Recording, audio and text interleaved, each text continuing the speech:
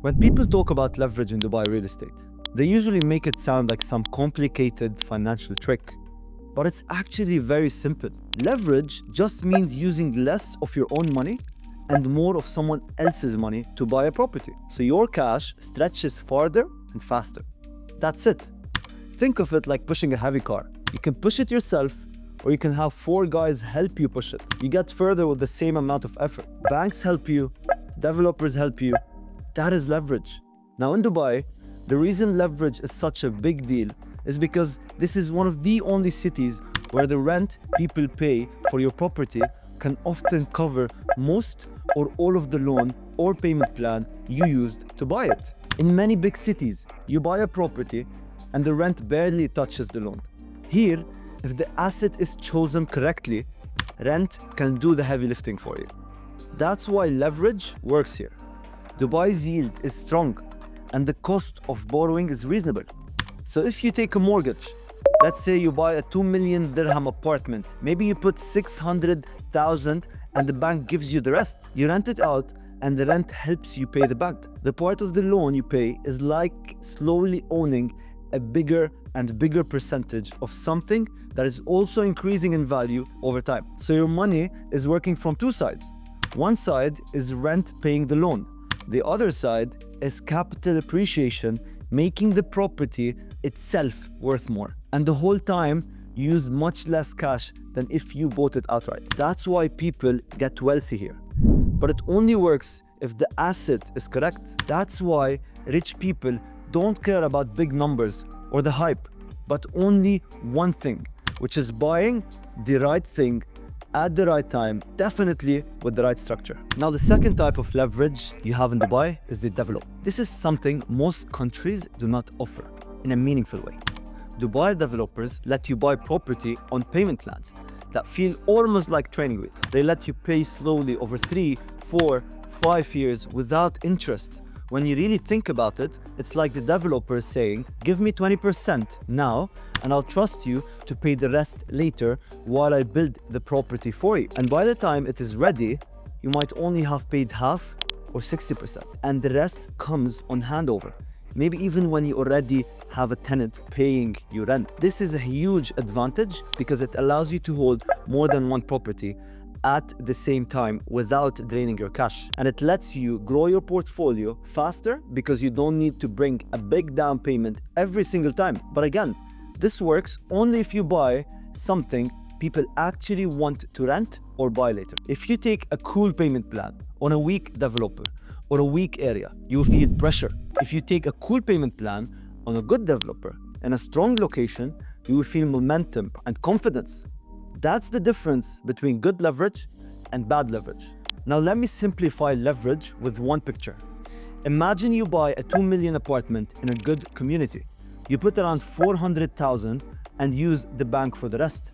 The rent is strong enough to cover almost all your loan. Maybe you even make a bit extra. You hold it for 3 to 5 years, the market grows, your loan decreases, rent increases, and you're not stressed or chasing buyers. Now, if you think about it, all you're simply holding is something that produces income while its value rises. That is leverage working in your favor. On the other hand, imagine you buy a 6 or 7 million property thinking it is glamorous or rare, but the rent only covers half the loan and service charges are high. Every year, you're putting your own money to fill the gap. You're not sleeping well, and if the market slows for a year, you feel it immediately. Same leverage concept with a different outcome.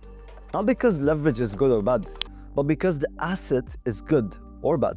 This is why I always tell people every single time, leverage will never save you from a bad purchase. It only multiplies what you bought. If the property is strong, leverage makes it excellent. If the property is weak, leverage makes it painful. Now let's talk about the years ahead, so you understand how this plays out. From 2026 to 2029, Dubai is entering a very important phase. More houses, more supply, more people coming in, more communities finishing, more mature demand. The city is still growing and has no longer become a market where everything doubles for no reason anymore. So for leverage to work during this period, The main thing you need is common sense. You buy in places where people actually want to live and from developers who actually deliver. You enter at prices that make sense. You choose payment plans that match your income. You do not push yourself to the limit thinking every off plan will flip for a profit. Sometimes it will though, but also sometimes it won't. The more you rely on flipping, the more you expose yourself. The more you rely on rent and holding power, the more leverage becomes your friend. Simply because Dubai is becoming a city where long-term, boring, stable investments win. And when you combine them with leverage, they grow absolutely fast. Something else you should understand in the simplest way. Leverage doesn't require you to be aggressive. You really have to be efficient. If you use leverage correctly, it lets you grow a portfolio without killing your cash flow and take advantage of opportunities at the right time and diversify. For example, you might ask, why would millionaires and billionaires use leverage if they have the cash? Well, simply because they respect what it does. They know that if one property is rising at 8% a year, it is better to own 5 of them with financing than one of them in cash. On the other hand, a normal person also uses leverage because it's the only realistic way to enter the market. But both are playing the same game. Buy good assets, let rent carry the weight. Let time do the work.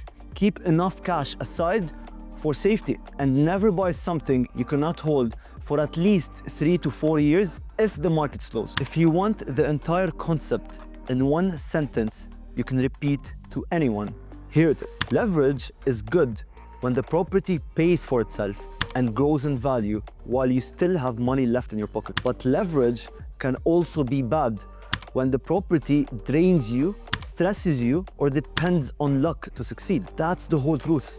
If you master this way of thinking, you will not only understand leverage for yourself, you will also be able to teach it to anyone.